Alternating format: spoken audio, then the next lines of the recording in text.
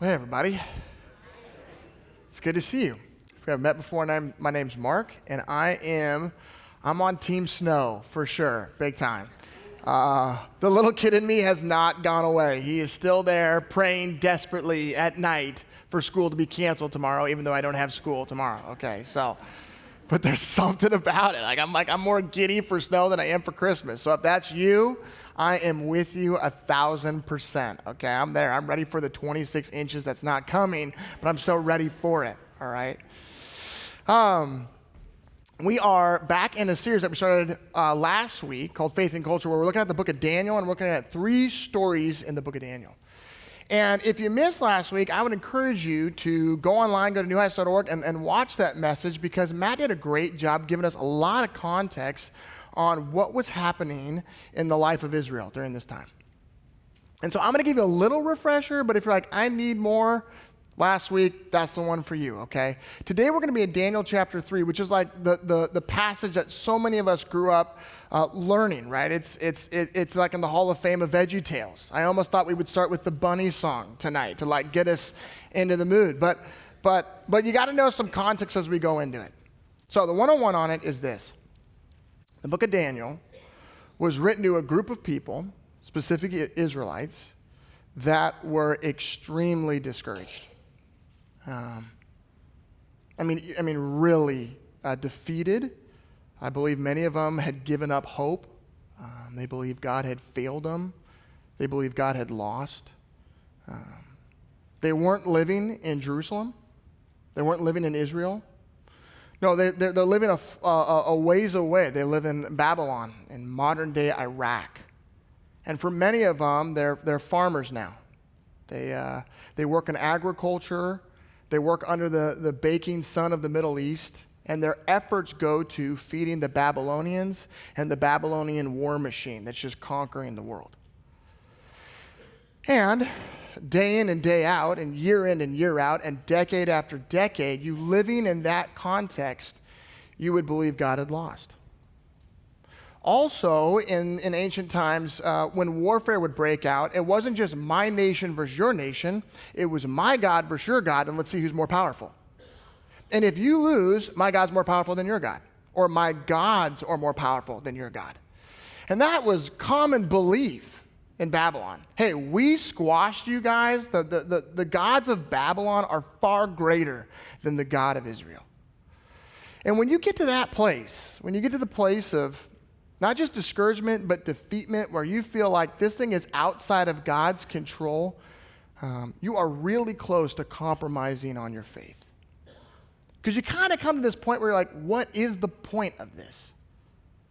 Is it even worth it? And so Daniel was written to those people to remind them that God is not out of control. He's completely in control. And nations are going to come and go. But there's one kingdom that's going to stand the test of time. There's one king whose throne will always be. And it's written to them to inspire them back into the presence of God, to back into faithfulness, and not just becoming this Babylonian goo that just resembles Babylonian values and gods and all that. It's like, no, hold on to your identity as a follower of God. So when you come to that place of, it feels like out of control. It feels like God's not in control here. You're really, really close to compromise.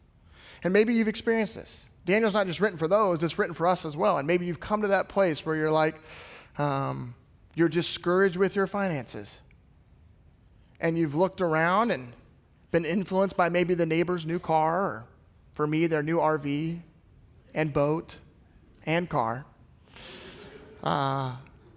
And all of a sudden, you have found yourself dissatisfied with your life. Maybe you thought it would go differently. And you're wondering, God, are you still in control here? And you come to a place of going, is this even worth it? Maybe it's romantically. Maybe you're single and you're sick of it. And you've been single for a while. And you really want intimacy. And so you started to question, God, can you still take care of me? Because it doesn't feel that way, right? if you've come to that place of, God, I don't know if you're here because my circumstances are so frustrating, then the book of Daniel is a great book for you. So like I said, we're going to be in Daniel chapter 3. But I got to give you Daniel 1 and 2 just a little bit. We studied Daniel 1 last week. And so I'll fly by over that quickly. There's some characters that we get introduced to, and you got to know them. Daniel and his 3 buddies, Shadrach, Meshach, and Abednego, right? And these 4 young men, when we meet them in chapter 1, are teenagers. And most likely they're either part of the royal family in Israel or they have very wealthy parents, but they had access to tutors. And one of the brilliance of the Babylonian Empire was when we conquer a place, we're not just going to squash everyone there, we're going to find the resources that we can acquire and take back with us. And you know what great resources? People. People are great resources. So if we can find the bright and the young, let's take them, indoctrinate them. They'll go to Babylon University, okay? They can even do some online classes. But we'll show them the ways of Babylon and we'll take advantage of their brilliance. And so they would take the kids that showed excellence. And so these 4 guys represented that. And they brought them into Babylon University. But the problem is, while they were there, these guys were faithful followers of God. And there were moments when they're like, I can't do what you're telling me to do. That's what we studied last week with the whole king's table. But it's in those spaces that God keeps showing up. And because he keeps showing up, these guys keep rising in influence. So in Daniel chapter 2, King Nebuchadnezzar, king of Babylon, he's got this crazy dream about this statue. And he's so twisted up about it, he's like, I need people to help me, and if you can't help me, I'm going to kill all my wise men. Like, he's like that twisted up about it. Ultimately, one guy comes forward, Daniel. And he's like, I can help you interpret the dream because God's going to help me do it. And Daniel does. And at the end of chapter 2, Nebuchadnezzar's so happy with Daniel, he's like, you're in charge of all the wise men. This guy's gone from the bottom to the top really quickly. So he's there, and while he's at the top, he says, oh, by the way, King Nebuchadnezzar, I got these 3 friends, Shadrach, Meshach, and Abednego. They're pretty good guys too. And the king says, great, we'll promote them as well. They can be over the province of Babylon. Now, I tell you all this because it's important, because at the end of chapter 2, there seems to be a geographical separation between Daniel and his friends. At the end of the chapter, it's like Daniel went to the royal courts, and these 3 guys stayed and governed in the province of Babylon. So there's this separation between the two. Then we roll into chapter 3. Now, when we go to chapter 3, there's some years that have passed. And King Nebuchadnezzar has this great idea. And his idea is, I'm going to build this giant statue. And it's so big, it's going to be 90 feet tall and 9 feet wide. And then he comes up with this decree. Every time the band strikes up, people will stop, they'll face the thing, and they'll bow down and they'll worship it. And here's the good part. If they don't, we'll burn them alive. We'll throw them into the fiery furnace. Simple enough, right? So they build this thing. He invites everyone over, all his government officials. They do a whole ribbon cutting thing. There's cake, there's champagne. It's a great big party. Then they strike the band up. The herald comes out and says, you guys know the drill. Everyone bow. Everyone turns and bows. Besides 3 guys, Shadrach, Meshach, and Abednego. Now, like I said, these guys went up in their responsibility at work because Daniel's like, hey, these are good guys. So you can imagine there are some people frustrated with their advancement in the government. So those officials thought, we got an opportunity here. We got 3 guys not bowing down. Let's go tell the king. So they go to the king and say, oh, great king, and they talk him up a little bit. And they say, hey, you've got some 3 guys in your government that they don't even think about you, which is not true, but they're exaggerating, and it works. They're like, they won't even bow down. So Nebuchadnezzar is so frustrated, he pulls these guys into his throne room. That's where we enter into the story, okay? Take a look at this. Verse 13, here's how it starts. Furious with rage, Nebuchadnezzar summoned Shadrach, Meshach, and Abednego. So these men were brought before the king, and Nebuchadnezzar said to them, is it true, Shadrach, Meshach, and Abednego, that you do not serve my gods or worship the image of gold I have set up? Okay, just notice the scene change.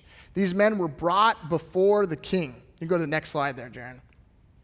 They're brought before the king. So I want you to hold on to that because they're no longer on the plains of Babylon looking at this statue. They're now in Nebuchadnezzar's throne room right there before the king. And he's pretty frustrated. He's frustrated because he's like, hey, not too long ago, I promoted you guys. And now you're embarrassing me in front of everybody. But he likes them. He's like, so we'll try this again. Look what he says in verse 15. He repeats everything. Now when you hear the sound of the horn, flute, zither, lyre, harp, pipe, and all kinds of music, if you're ready to fall down and worship the image I made, very good. But if you do not worship it, you'll be thrown immediately into a blazing furnace. Then what God will be able to rescue you from my hand? Okay, so notice the repetition. He repeats the command. Here's the command. Fall down and worship the image when the music's played. And here's the consequence if you're not going to do it. The consequence is you're going to be immediately thrown into a blazing furnace if you're not willing to do that. Nebuchadnezzar's like, okay, man, let's start this back up again. And he's giving them another chance. I find it really interesting. Nebuchadnezzar doesn't tell them, don't worship God. He's not asking them to stop worshiping their God. He is asking them, you worship my God when I tell you to. The problem is, for the Israelites and for any follower of God, this is against God's law. If you're a note taker, you can write down Exodus chapter 20. You could do verses 4 and 5, or you could read the whole chapter. That's when Moses gets the 10 commandments from God. And one of those commandments is God commanding the nation to say, you will not make an image and worship it. You will not bow down to it, for I am a jealous God. So as God was instructing the Israelites how to do relationship with them, this breaks one of the main commandments. Shadrach, Meshach, and Abednego, they know it. They cannot participate in idolatry. Now, one of the interesting things about idolatry is we often think idolatry is where we take God off the focus of our heart, off the mantle, and we put something else there. And that's true, that's idolatry, but sometimes it's far more subtle than that.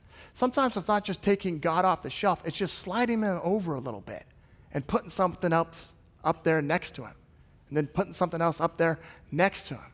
And it's things competing with the space where God only belongs. Instead of God being the whole pie, he just becomes a slice of the pie. And that doesn't work because God is the only one who can actually handle the responsibility of that place. Now, you and I might think, well, luckily this is not our problem. We don't have a 90-foot tower that we fall down and worship. It's a Statue of Liberty, okay? That was a joke, all right? You guys are like way too quiet there. No, we might think, no, that's not our issue. But listen, it is our issue. Idolatry is not just their problem, it's our problem as well. Look at the way Timothy Keller defines it. I really like this. Here's what Keller says. What is an idol? It is anything more important to you than God. Anything that absorbs your heart and imagination more than God. Anything you seek to give you what only God can give. You got any items that show up there for you? They're all over the place, aren't they? For some of us, this is our fantasy football league that just ended. And we're wondering what we're going to do for the next 6 months, right? This could be our finances. This could be our relationships. This could be our kids. This could be our desire for success. All the time, we have things that threaten that place. Now, look at the question. The question that comes next from King Nebuchadnezzar, it's so important. Because the issue of idolatry is a question of trust. There are times when we go, I don't know if I can trust God to be enough for me, and so I'm going to pull my focus to something else. And then it becomes a question of, do I actually trust God to show up? And it can be small things, it can be big things. Maybe you have kids that are into sports. I grew up in a sports family, and I remember the tension of being in a sports family. Sports is the fastest growing religion in America. And there's a lot of pressure around it in America. And you got to be at practices, and you got to get the personal coach, and you got to show up at the combine, and you got to make sure you're eating 5 PB&J sandwiches a week to put your weight on, which was very hard for me to keep my weight on with the Hartley metabolism. And you got to do all this stuff. Did someone say, oh, poor you? Oh, deserved, very much deserved. That is so good. Here's the deal, guys. I turned 30 yesterday, all right? So we're past it. We're past, the metabolism is slowing down. I can feel it, all right? Oh, it's good. But then listen, it keeps going. It keeps going because Next thing you know, you got to do the tournaments on the weekends. And the tournaments aren't just Saturday, they're Sunday as well. And you know what else happens on Sunday typically? It's typically when you gather together, right? You gather together with God's people and you sing songs and hymns of encouragement, you study his word, and you encourage each other in fellowship. And there's a lot of pressure around not being at those tournaments. You can lose playing time. You can lose influence with the coach. You might actually miss an opportunity for a scout to see you. And so you see what's happening there? Really quickly, you're judging, is it worth it? Is it worth it to remain obedient to God and gather together with his people and worship, even if it means I could lose influence in the world of sports? Now we're talking idolatry. Now we're in the throne room with Nebuchadnezzar. Look at his question. Here's his question. Then what God will be able to rescue you from my hand? This is the tension of the text. This is the tension of the story. It's the tension of our story. The question is, can God actually rescue me if I choose to be faithful to him? If I'm going to be faithful to him, is he actually going to show up? Nebuchadnezzar is the most powerful man on the face of the planet in this moment in history. This guy collects kings like he collects trophies. Before Babylon was Assyria, it was the first superpower the world had ever experienced because they actually mobilized and went out and conquered. Egypt always stayed back at home base, but Assyria's like, we're taking the world. Well, after Assyria was Babylon. These guys have conquered the known world. And he's sitting there as the most powerful man with an army that conquers nations. And he's like, who can rescue you from my hand? What's he saying? He's like, boys, you better get down and bow. There's nobody left who can rescue you from my hand. And that's the question we face all the time when we get invited to compromise on our faith. Can God actually rescue me if I'm willing to be faithful to him? Notice the way the boys respond. Shadrach, Meshach, and Abednego replied to him, King Nebuchadnezzar, we do not need to defend ourselves before you in this matter. If we are thrown into the blazing furnace, the God we serve is able to deliver us from it, and he will deliver us from your majesty's hand. Look at these guys' composure, right? King Nebuchadnezzar, we don't need to defend ourselves before you in this matter. Do they know who they're talking to? Right? These guys are cool, calm cucumbers. That's where VeggieTales got it right, okay? So the question is, how did they have that composure? And the truth is, these guys made the decision to not bow down long before they got into that throne room. Long before it. Listen, this tower wasn't built overnight. These guys are government officials. They might have had to sign on the permits for this thing to be built, right? And it's no small tower. That's not the largest tower in ancient history. You know, the Greeks built one that was taller. On the Greek island of Rhodes, there's the famous Colossus. It's destroyed, an earthquake killed it. But it was 108 feet tall. Stood over the port. It took them 5 years to build it. So this thing wasn't built overnight. It was built out on the plains. And these three boys watched this thing happen.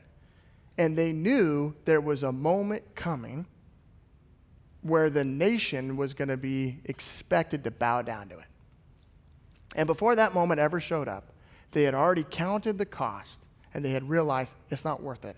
We're going to stay loyal to God. You see, for so many of us, I don't think we've counted the cost. And then the moment of compromise shows up, and we're not ready for that decision. And the pressure's there. And we compromise. You're a high school boy, and your friends decide they want to smoke weed for the first time. And you haven't counted the cost on, am I going to give Jesus my life? Listen, the moment comes and your friends start, it's too late to make a decision right then and there. You're an employee of a company, and there's a happy hour culture, and there's opportunity at that happy hour to gain some dirt on other employees, and And actually, at the happy hour, employees kind of get a little bit looser with each other. There might even be some flirting that happen with people you probably shouldn't be flirting with. If you think you're going to make the decision to not compromise on your faith by the moment you get to that bar, it's too late. So many of us try to make the decision so late, and you need to make the decision now. Say, God, are you enough for me? Have I counted the cost? This is what Jesus actually invites anybody who wants to follow him. He talks about this in Luke chapter 14. Jesus says this, suppose one of you wants to build a tower. A little bit of irony there. Won't you first sit down and estimate the cost to see if you have enough money to complete it? For if you lay the foundation and are not able to finish it, everyone who sees it will ridicule you, saying, this person began to build and wasn't able to finish. Or suppose a king is about to go to war against another king. Won't he first sit down and consider whether he is able with 10,000 men to oppose the one coming against him with 20,000? If he's not able, he will send a delegation while the other is still a long ways off and will ask for terms of peace. In the same way, those of you who do not give up everything you have cannot be my disciples. Jesus invites each and every one of us to count the cost. That is the gateway into relationship with him. To say, am I willing to trust you with my life? For Shadrach, Meshach, and Abednego, they're there long before this tower is constructed. And now they stand before the most powerful man in the face of the planet, and they do not fear him. Look at the posture of their faith. Here's what they say next. 3 things that I think we can learn from them. Verse 17. If we are thrown into the blazing furnace, the God we serve is able to deliver us from it. That's the first one. They believe that he's able to deliver us from it. Here's their posture. If you're a note taker, we're going to start writing some things down. The first one is this. They believe that God can. The posture of faith is they actually believe that God can deliver them from the current moment that they're in. And as we look at their faith, we have to evaluate our own faith and go, do I believe that? Do I believe that God can deliver me from my moment of faithfulness when maybe the culture is demanding that I compromise? Okay, the second thing is this. He will deliver us from your majesty's hand. Listen, they expect that he will. Not only do they believe that he can, but they expect that he will. This is a big one. Because I think for a lot of us, we don't expect that he will. We might believe that he can, but the next step over of expecting that he will is a snag for us. And we like to keep control over things because we don't actually trust that God's going to deliver us from our moment. We can struggle with that moment of faithfulness because we don't expect God to show up. We have so many reasons, guys, why we choose to bow down. We choose to bow down because we go, well, it's a heart matter, and God knows what's in my heart, and so it's okay what I do with my body. We choose to bow down because we're like, well, I can't really serve God well if I'm dead, right? We have all different kind of reasons why we justify the moments in our faith where we're compromising on faithfulness. But the truth is, it just reveals a lack of trust. It's a lack of trust in God. God, can you actually show up in this space, and do I expect you to show up in this space? Or am I afraid of the consequences of the faithfulness to you? Here's the kicker. Here's the third one. But even if he does not, we want you to know, your majesty, that we will not serve your gods or worship the image of gold you have set up. What an incredible demonstration of faith. The last one is this. They trust him even if he doesn't. They trust him even if he doesn't. Even if God shows up in a different way and not the way that they expect, they still trust him. And when you put it all together, it's this. Believe God can, expect that he will, and trust him if he doesn't. That's the posture of faith that these 3 men have before the most powerful man on the face of the planet. Now, I wish I could tell you that King Nebuchadnezzar honors them for this. I wish I could tell you he was happy about this. He's actually the opposite. He's furious. Look at his reaction. Then Nebuchadnezzar was furious with Shadrach, Meshach, and Abednego, and his attitude towards them changed. And I want to highlight this. His attitude towards them changed. Okay, and here's something just to think about, which is this. Don't be surprised when your refusal to bow down creates more pressure. Don't be surprised of that moment when you say no to whatever opportunity is before you, if that creates a little bit more pressure in your life. For these guys, it's loss of influence with the king, and even worse, it's loss of their life because they're about to be thrown into the fiery furnace. And the king is pretty ticked off. Look what he does next. He ordered the furnace heated 7 times hotter than usual and commanded some of the strongest soldiers in his army to tie up Shadrach, Meshach, and Abednego and throw them into the blazing furnace. Okay? It feels exaggerated, but there's a point to it. First of all, he ordered the furnace heated 7 times hotter. That's not actually physical possible, right? For the brick science that they had, they might have been able to get it like twice as hot. What's the point? He's like, get this thing as hot as you possibly can. That's where Nebuchadnezzar is. And he's going so crazy. He's like, get the strongest guys in the army, right? Go get Brutus and his buddies. I want to make sure those are the ones tying him up. It's like, Nebuchadnezzar, you don't need to do that. They're not going to make it anyway. No, go get Brutus. I want Brutus here. And I wish I could tell you that was it, but it goes on. In verse 21. So these men, Shadrach, Meshach, and Abednego, wearing their robes, trousers, turbans, and other clothes. These guys are wearing a lot of clothes. Were bound and thrown into the blazing furnace. The king's command was so urgent and the furnace so hot that the flames of the fire killed the soldiers who took up Shadrach, Meshach, and Abednego. And these 3 men, firmly tied, fell into the blazing furnace. So, I mean, it just keeps going, right? Look at the clothes they're wearing. What's the point? They're walking kindling. Like everything about them is flammable. Up next, the fire is really so hot that Brutus and the boys didn't make it. They died on their way to drop them off. And then to just cap everything off, they fall into the furnace. You know, like they don't even get pushed in there. They like fall into it.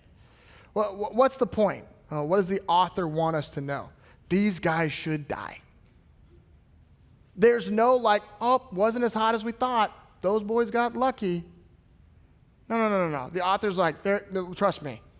The only way these guys survive is if there's supernatural involvement.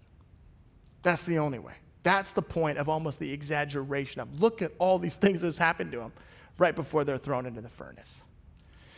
Now, you could think, oh, that's the end of the story. Beautiful demonstration of faith. Sad ending, but I'm somewhat motivated to experience my own furnaces. But we're still missing the main character in the story. Look what happens next. Then King Nebuchadnezzar leapt to his feet in amazement and asked his advisors, weren't there 3 men that we tied up, threw into the fire? They replied, certainly, your majesty. He said, look, I see 4 men walking around in the fire, unbound and unarmed, and the 4th looks like a son of the gods.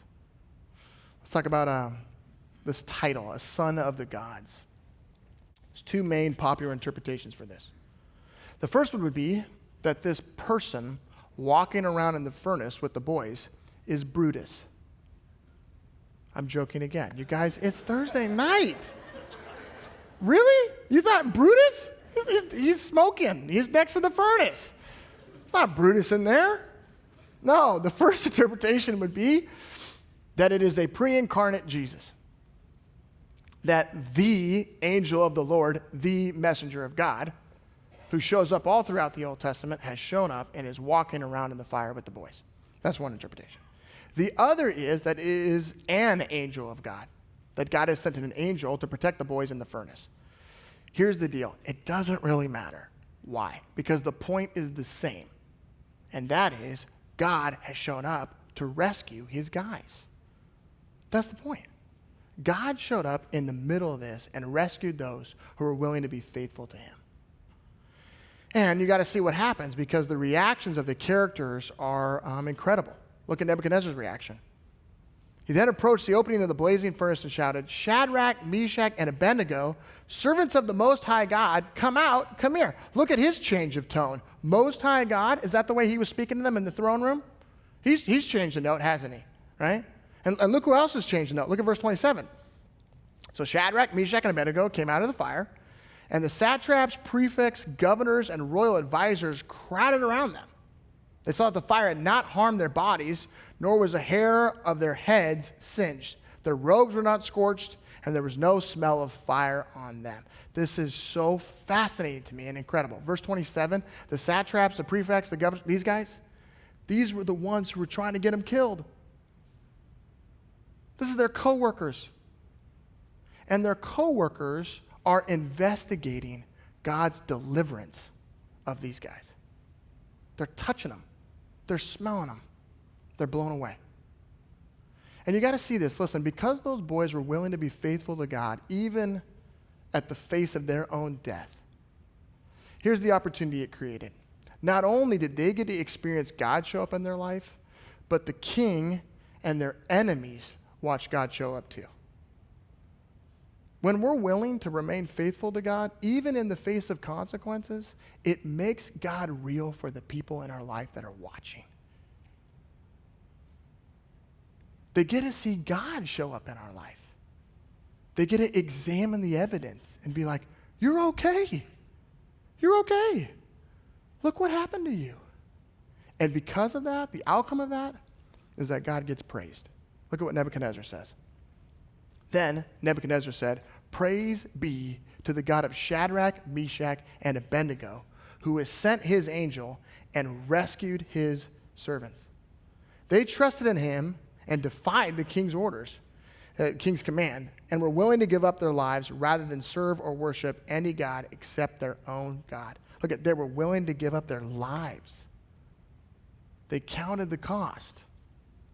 They knew that it wasn't worth it. We'd rather die than give up our allegiance to God. Go to verse 29. Therefore, I decree that the people of any nation or language who say anything against the God of Shadrach, Meshach, and Abednego be cut into pieces, and their houses be turned into piles of rubble, for no other God can save in this way. Okay, this is beautiful. Look at the bookend. Okay? We begin with a command, we end with a command, right? We begin with a decree, we end with a decree. The first command was, hey, there's this new tower built. Every time music's played, you're supposed to worship it. That's what we begin with. Here's the end. Here's the new command. Anyone cannot speak poorly about the God of Shadrach, Meshach, and Abednego. There's a new command.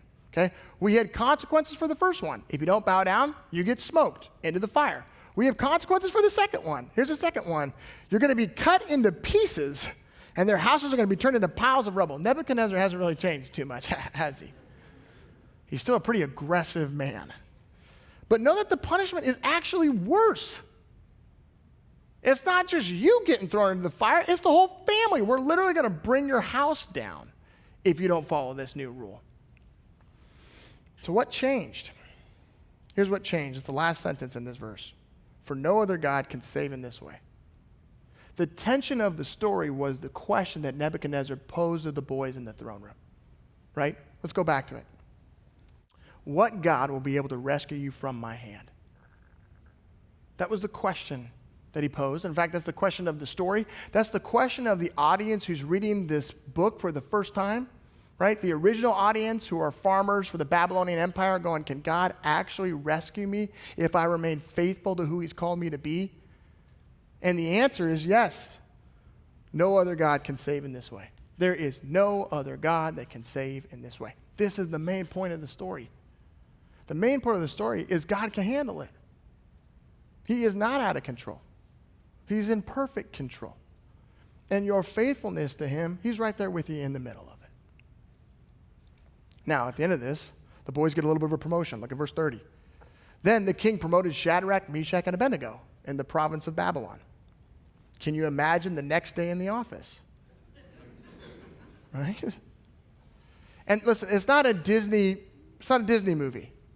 Like the animals didn't come out afterwards and they all danced around the furnace and sang songs. That's not this. It can almost read that way. It can read a little fable-esque. But you got to know, it's not a great ending for Shadrach, Meshach, and Abednego.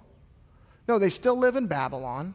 They're not in Israel. They're not in Jerusalem. They don't get to worship at the temple. They don't get to offer sacrifices. They're not with their people. They're in a foreign land. And to our knowledge, they die there. But they don't care because God's with them every step of the way. I'm going to put this back up on there. This is their posture of faith.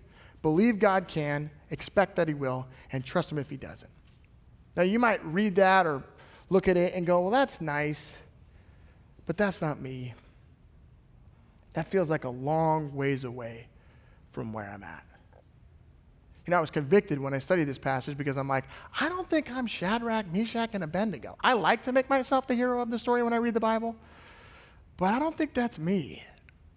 I think I'm with all the other Jewish people that have bowed down going, what are you guys doing? Hit the deck. He's killed people before. He's got a track record for it. Fight for another day, right? And so I was convicted going, man, am I living my life this way? Do I trust God the way these guys trust God? No. So how do I get there? Three things about the boys and their faith. Here's the first one. They knew God's word. They knew God's word. They didn't have the book of Daniel. They were living the book of Daniel. But you know what they did have? They had the whole Torah, which would be the first 5 books of the Bible, written by Moses. And you know what's crazy about that? Is the nation of Israel is living in another exiled land. They're living in Egypt against another crazy king who's enslaved the people of Israel. And you know what they've learned? In fact, they've done a feast about it every single year called Passover. They have been reminded that God rescued his people. And now they're living in another land. You better believe those guys thought about the Exodus account and were reminded of God's character and his promises and his faithfulness. For you, might be where you need to start. You might go, I don't really know God's promises. Where am I going to find those? You find them in his word. You find them in his word. Listen, New Heights has a great Bible reading plan where we read through the Bible in a whole year. We break it down to little bite-sized chunks so that by the end of the year, you're like, wow, look at that. I read the whole thing. It'd be a great year to start. There's the second thing. They had experienced God's protection. This is not their first furnace moment. No. These guys were in Jerusalem when it was besieged. They watched the horrors of war. They were shackled and then told to walk from Jerusalem to Iraq.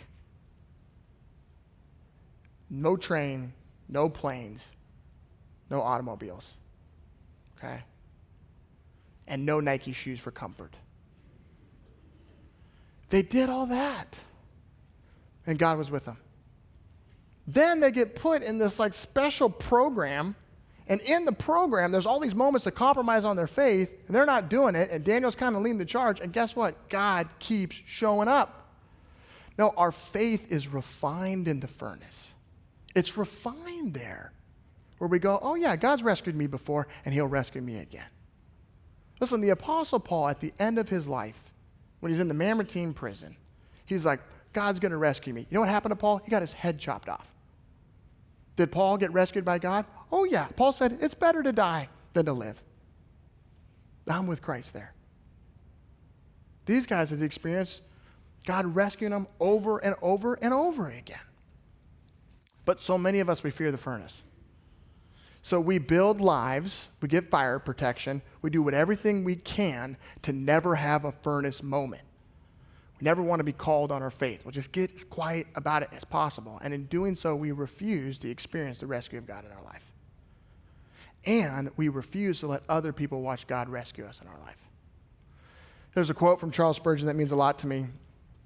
He says this, I bear my witness that the worst days I've ever had have turned out to be my best days. And when God has seemed most cruel to me, he has then been most kind. If there is anything in this world for which I would bless him more than for anything else, it is for pain and affliction. I am sure that in these things, the richest tenderness, love has been manifested to me. Our Father's wagons rumble most heavily when they are bringing us the richest freight of the bullion of his grace. Love letters from heaven are often sent in black-edged envelopes. The cloud that is black with horror is big with mercy. Fear not the storm, or fear not the furnace. It brings healing in its wings. And when Jesus is with you in the vessel, the tempest only hastens the ship to its desired haven. I know that for each of us, there'll be moments where we're invited to conform to the pattern of this world. We're invited to compromise on our faith. Don't fear the storm. God's right there in the middle of it. Experience his rescuing and let others experience it too. Okay, here's the third point. They were aware of God's presence. This is a big one.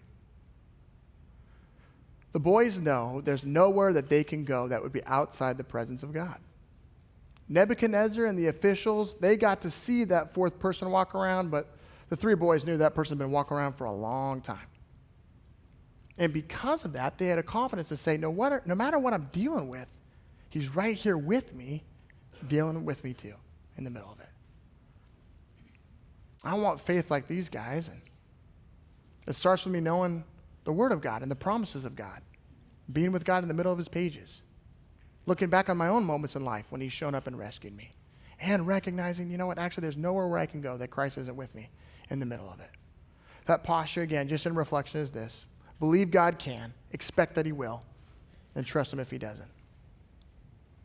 In a moment, we're going to get a chance just to respond together in worship, and I want to invite our bands back out on stage. But before I do, I want to take a moment, I want to pray. And my prayer is mostly that you and I would adopt this posture, but not out of our own will, but out of an experience that God gives us and a recognition of his faithfulness and love and grace for us. Let me pray. God, we all desire to live such faithful lives like Shadrach, Meshach, and Abednego. We desire it, Lord, but we struggle with it. Each and every one of us have had our own moments of bowing down and compromising in our faith. And so, Lord, we thank you for your grace and your forgiveness. Lord, we pray, just as we get a chance to respond, that there would be an awareness of your love for us. Lord, I pray for the discouraged and the defeated, the ones questioning, are you still in control? Would you give them your perspective? Would you invite them back into your plan and purpose that you have for their life? Would you bring some encouragement to them? God, we love you. It's in your name we pray. Amen.